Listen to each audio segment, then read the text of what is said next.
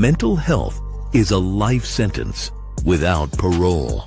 Too many of us carry invisible wounds, trauma, loss, shame, and silence. I created the Crawl, Walk, Run podcast to break that silence, to give a voice to the voiceless. This is not just a show. It is a platform, a place where authors, veterans, first responders, survivors, and everyday people can share their truth without fear of judgment. We crawl through the darkness. We walk toward healing, and we run into purpose. Together, we will build this community. This podcast is about resilience, about stories that matter, and about reminding the world that your voice could save someone's life. I'm your host, Steve-O, and this is Crawl, Walk, Run. Tonight's guest has chosen to remain anonymous, not because she is ashamed of her story, but because telling the truth once already cost her everything. She goes by the name Lilith Cottonwood, the daughter of a Navy veteran who grew up in a small town in South Carolina. In 2006, she followed in her father's footsteps and enlisted in the United States Marine Corps. From day one, she excelled. She graduated Marine Corps boot camp as a private first class, promoted early for leadership as a squad leader. She completed Marine combat training, graduated her MOS school, qualified as an expert rifleman, and earned her place in the fleet as a 3043 supply clerk with a combat logistics company, stationed at Cherry Point, North Carolina. By every standard, she was a Marine doing everything right, until one night changed everything. Lilith became the victim of a violent sexual assault, a rape so severe it left her hospitalized. Like the military teaches every service member, she did the right thing. She reported it. But instead of justice, she says her report was quietly buried by her chain of command, protecting careers instead of protecting a Marine. Something inside her broke that day. Within months, she was sent to psychiatric evaluation and ultimately stood at parade rest while being handed 10-day discharge papers. The perpetrators walked away. She did not. Lilith was discharged with PTSD and a personality disorder diagnosis, labels that followed her long after the uniform came off. Today, doctors understand more of the damage trauma can cause. Lilith now lives with PTSD, bipolar disorder type 1 with psychotic features, and epilepsy, conditions she manages every single day through therapy, medication, and sheer resilience. And while her story is heartbreaking, it is also not rare. According to the Department of Defense, nearly 36,000 service members experience sexual assault in the military every year, with the majority of victims being women, but thousands of men suffering in silence as well. Even more disturbing is that only about 1 in 4 assaults are ever reported, often because victims fear retaliation, damage to their careers, or being ignored by leadership. Lilith knows that fear all too well, but instead of disappearing into the darkness of her trauma, she chose something different. She chose to listen. Today she spends much of her time simply being an ear for struggling veterans, staying on the phone for hours with people who feel broken, lost, or alone. She's not a therapist. She's not a counselor. She's simply someone who understands what it means to reach out for help and be silenced. And she refuses to let others feel that way, because sometimes the difference between despair and survival is simply someone answering the phone. Tonight she joins us not to show her face, but to share her truth, because even broken warriors still matter. And sometimes the strongest voices come from those who were once silenced.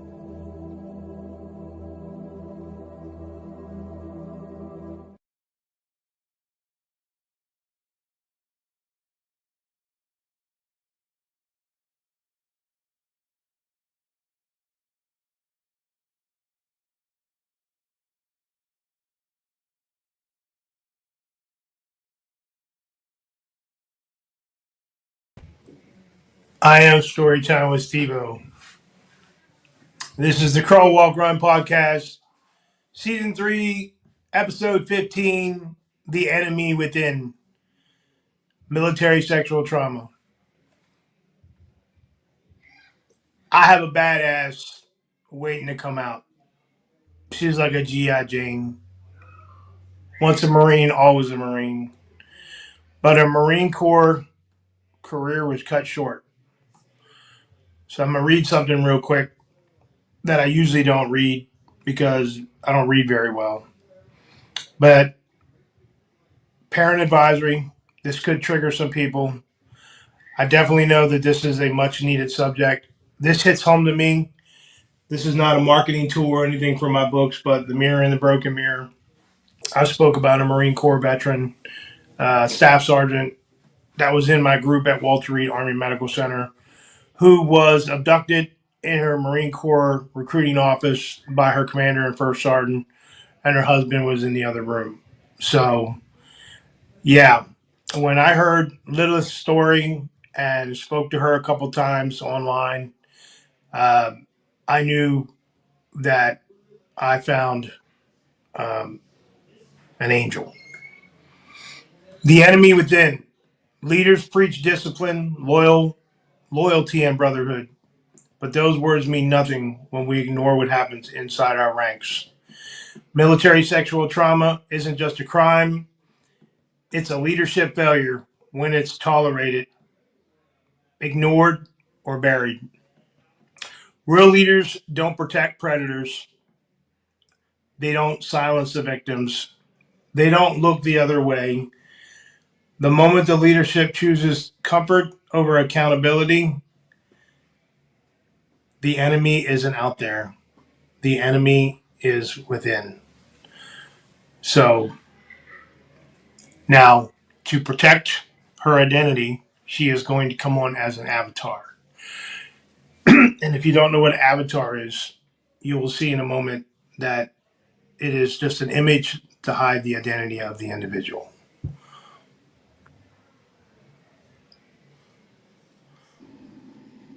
Lilith, how you doing today? Hey, Steve, how are you? I'm good. It's good. Ready to get into this. Me too. All right. So I'm just going to ask you this question real quick. Oh, I'm sorry. I was going to go right into the question. Look at me. Lilith, what does crawl, walk, run mean to you? To me, crawl, walk, run is the steps you take to becoming better so that you can help other people. Crawl to me is reaching out and asking for help. It's taking that first step when you're at the very bottom. Walking to me would be to take medicine, go to therapy, and take those steps. And running to me is reaching out and helping other people, similar to what we're doing right now.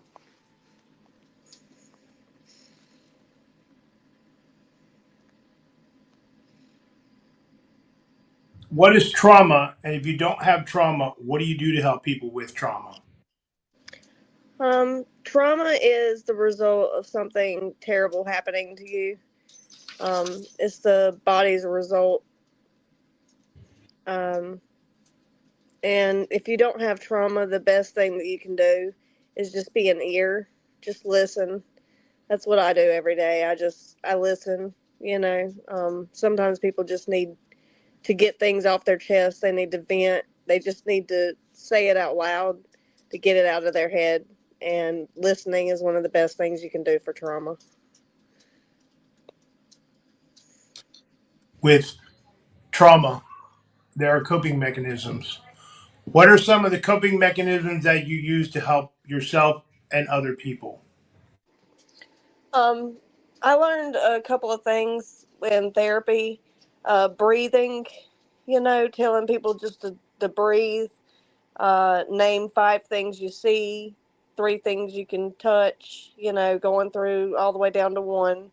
Um, and, just taking those baby steps, making things more simple on people that are going through a lot and have a lot in their mind, making them just think about what they see or just think about what they can feel or what they can smell, just making people focus on other things to get them out of that swirling motion that they get in whenever they're stuck inside their trauma in their mind. When you were released from the Marine Corps, What was your military trauma? What was your military transition like? Oh, that was one of the most painful moments of my life. I had to stand at parade rest while I was read my 10-day papers, and I ultimately wound up collapsing. Um, my first sergeant pulled me up off of the ground and told me that I was still a Marine and I was always going to be a Marine. And when I got home, um, I just felt empty. It was really difficult. My family had to help me, and it took me years to get on my feet. Honestly, um, it was awful for me.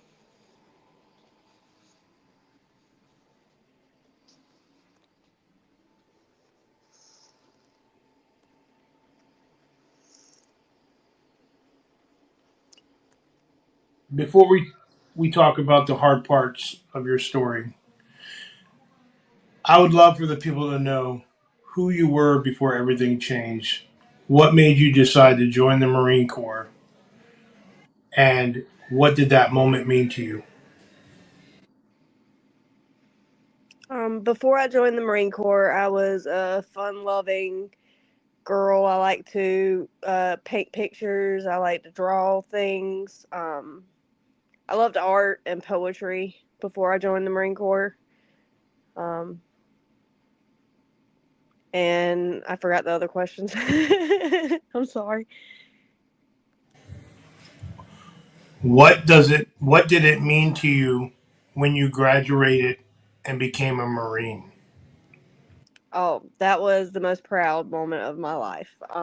My grandmother was there, who took a lot of part in raising me, and she kissed me on the cheek. I got the picture of that, and I I've never felt so tall and so proud in my entire life because it was one of the hardest things I accomplished, and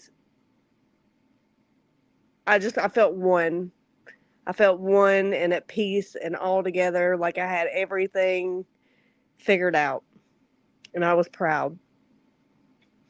I was so proud.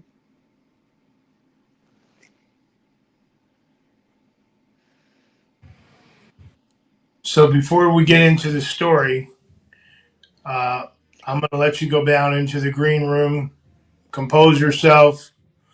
I'm going to start playing these little videos I have for everybody.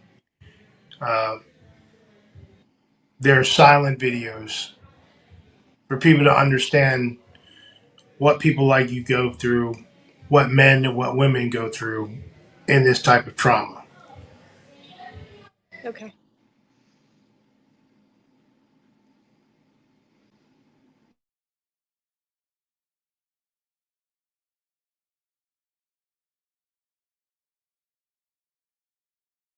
It doesn't end when it's over. And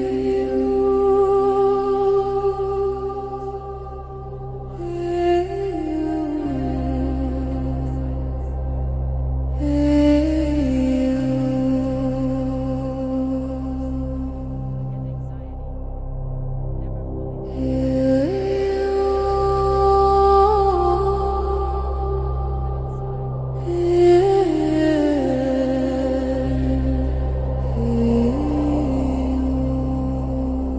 never fully stop explaining.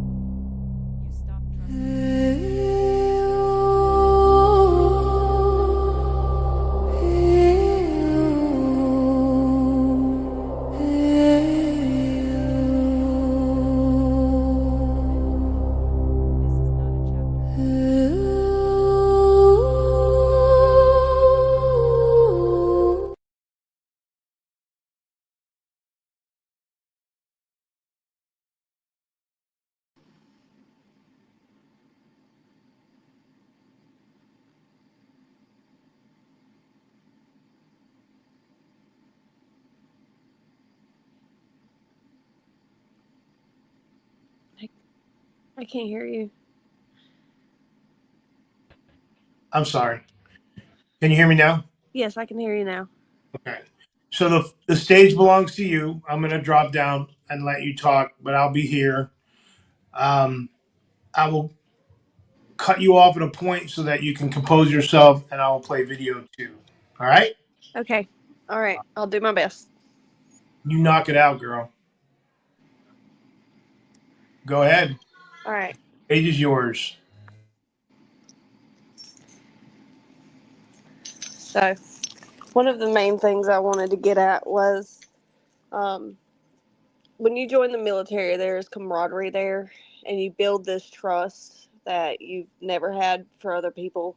And you have to keep it in mind that even though you have this camaraderie and you have this trust that you feel, you have to protect yourself because I did it. And I I went to bed one night and I didn't have my door locked.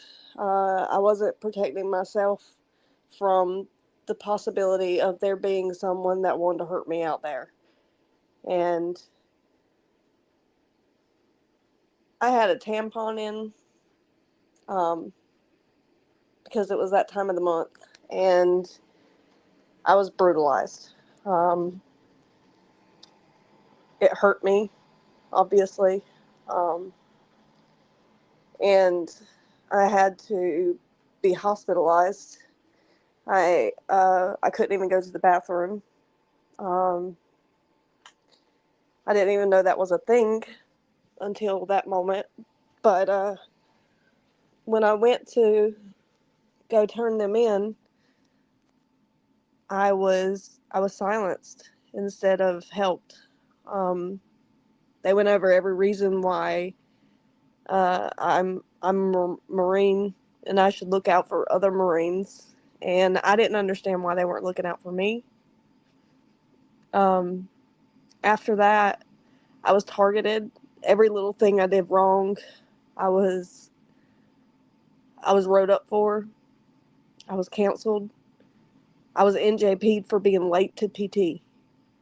Um, I probably should have had to shine brass, but instead I was NJP'd for that, and I I constantly got in trouble.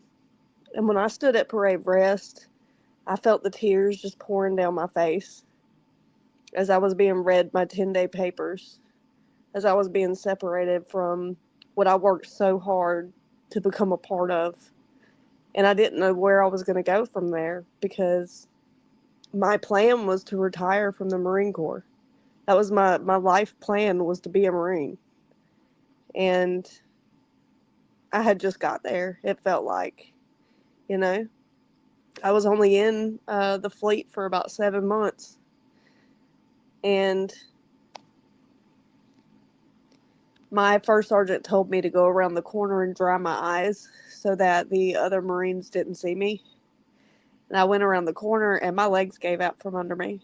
And I just started to sob. Um, I was out there for a few minutes just crying. And I heard the door open and him walk out there, and he crouched down and he started to grab me and pick me up and told me, I'm still a Marine and I'm always going to be a Marine. And I had that and I could hang on to that. And I was like, but, you know, y'all were sending me home and I didn't even do anything.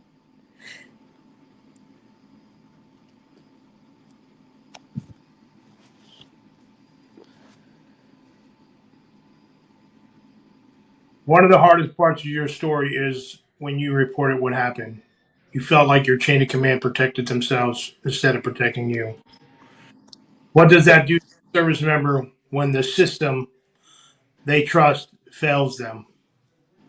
Um, it, I was already broken, but it knocked me down to a spot that a low I didn't know that I could become, Um, I believe that I had PTSD after what happened to me, but I think the moment that I developed bipolar disorder was whenever they did that to me.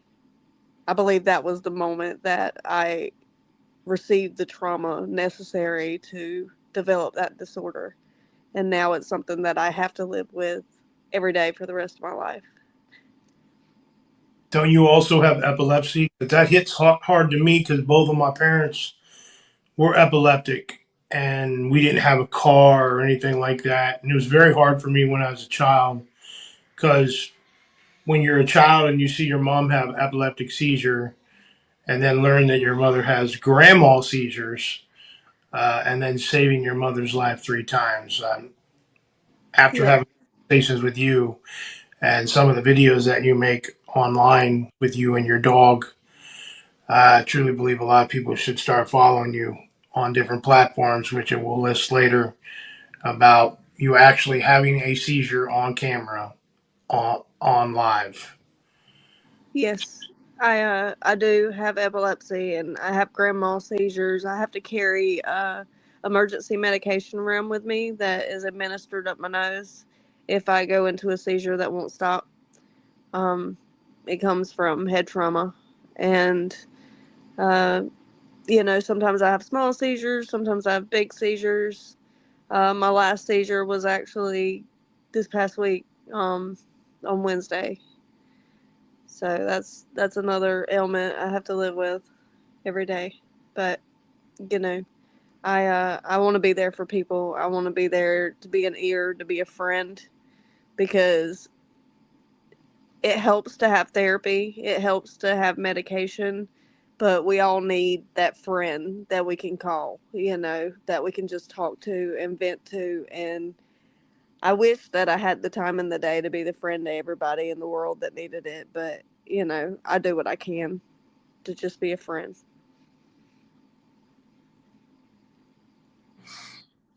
So I'm gonna let you collect yourself, and I'm gonna play the second video. Okay, thank you.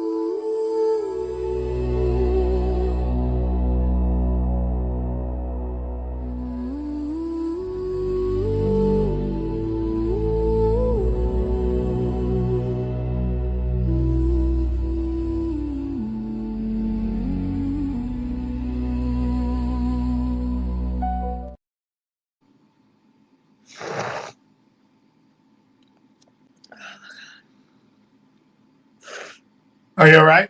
Yeah, I'm okay. Okay. Just a runny nose, right? Yeah, it comes with crying a little bit. It's a hard topic.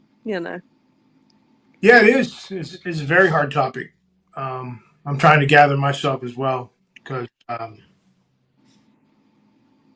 you know, going back and doing your bio, it hit me a few times because I was like, nah, I wanted to hit harder.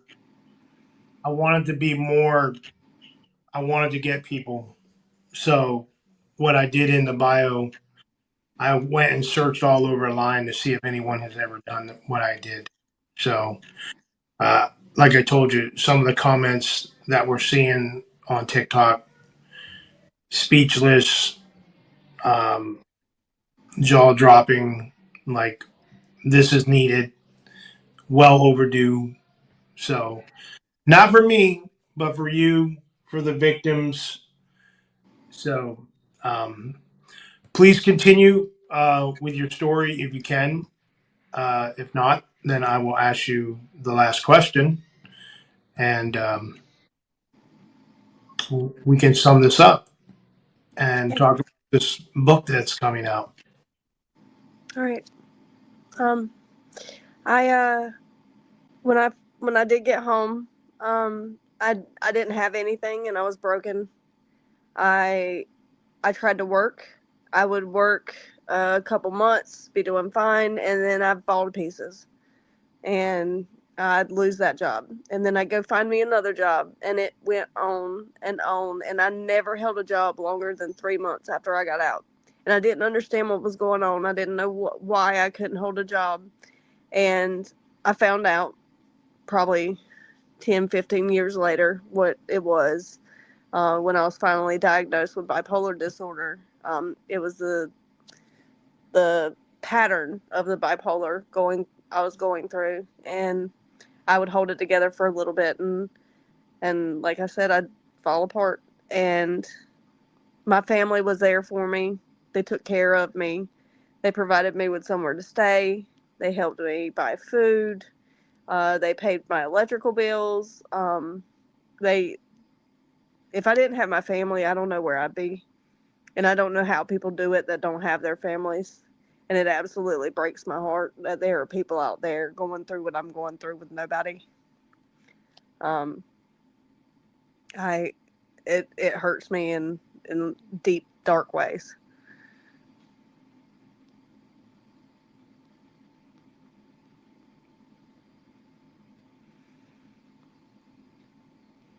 So, a lot of people don't know this, but you're an advocate. Absolutely. Why don't A you tell lot. some of the lives that you don't do lives, but you go into other lives that veterans have, and they let you speak.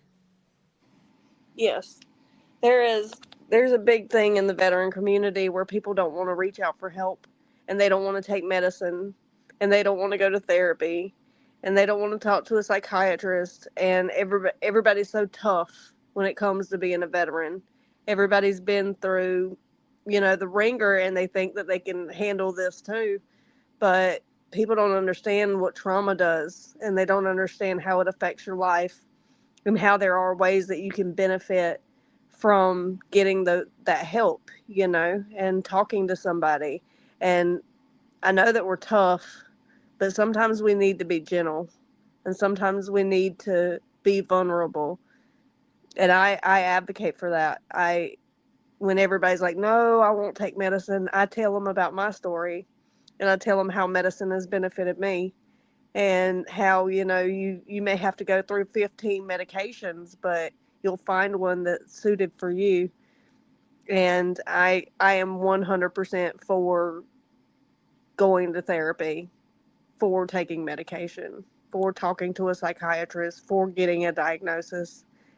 And I reach out to everybody I can, and I'll sit and listen to you for hours if you'll just listen to me say, my medication has done this, this, and this for me.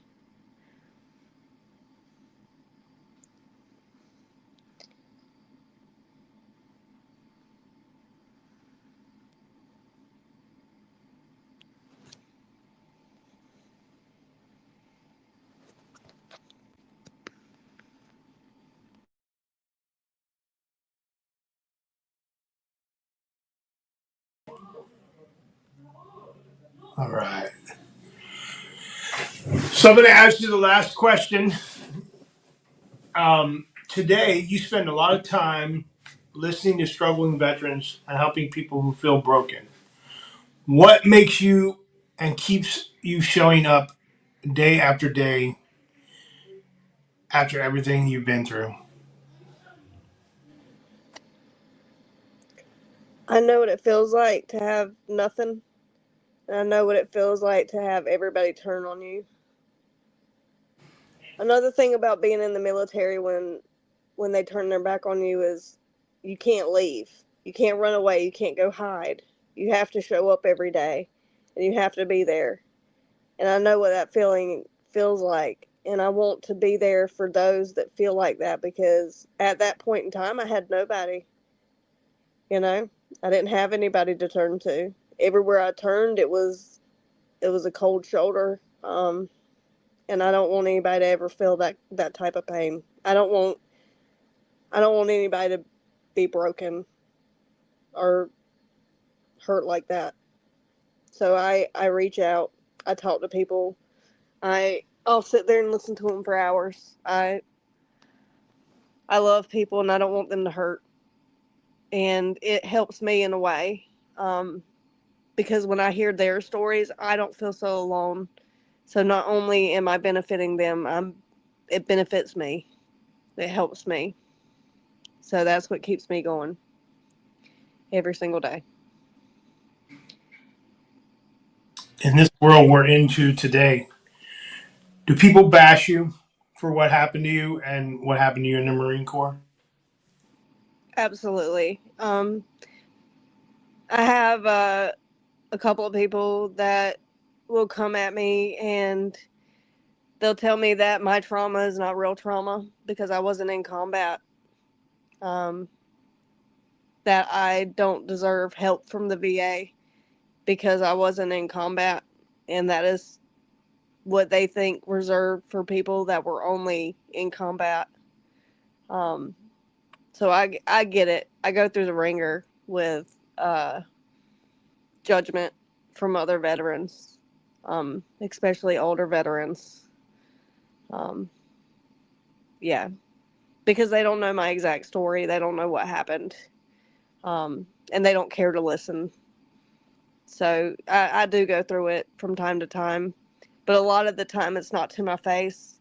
I'll overhear it, from the sidelines. Is most of the time the way I hear it. I know cyberbullying is a huge thing and people end their lives over that. So I just want you to know, I want everybody out there to know that, you are enough. And if you ever feel that someone is doing that shit to you, you got somebody to reach out to, Lilith. Thank you, Steve. And I'm here to listen to you any day. Oh yeah, I go through a shit too. We delayed this because I had certain things going on and you had certain things going on, and the host ain't supposed to talk about that. So, but I'm a real person, you're a real person, so and I'm glad that you're protecting your identity because like the repercussion is a pain. Um, and I really don't want these people coming after you. But I'm glad that what you're doing on your platforms to make people smile. I've seen some of your stuff. I go all the way back to a bunch of your stuff you don't know. But um, we have another gentleman coming on next week. Hopefully, he will speak, but he wants to show his face. And I showed him his bio trailer and he was mesmerized. So I'm definitely trying to get these two podcasts out to the military leadership. I'm trying to reach out to the higher connections that were already on my show to get this out. I saw that the 17th Sergeant Major of the Army is out there doing some stuff. I don't know anything about the Marine Corps Sergeant Major. I know some people, a lot of my podcast brothers are Marine Corps veterans, and I've already had interactions with them. And I just think it's amazing that there is a huge following, individuals that are back in silence that are coming out and listening to you and your story. So um, I wanted to thank you for coming on the show. I know it takes a lot of guts to do what you're doing. Be strong. Thank you very much. Last thing I would say, what would you say to anyone who has endured MST, ST, because we got to think of the civilians as well, and DV, domestic violence? You're not you're not a tool for somebody to use. You didn't deserve that. You're beautiful and you're perfect, and it doesn't make you less of a person to have gone through that. And I'm proud of you for being here, and I want you to reach out for help, and I want you to take the medication. I want you to talk to the therapist, and I want you to crawl, walk, and run too. Well, thank you very much. I'm going to drop you down and I'm going to end the show. I will get to you in about 30 minutes, okay? All right. Thank you so much for having me. Love, peace, and joy. Bye.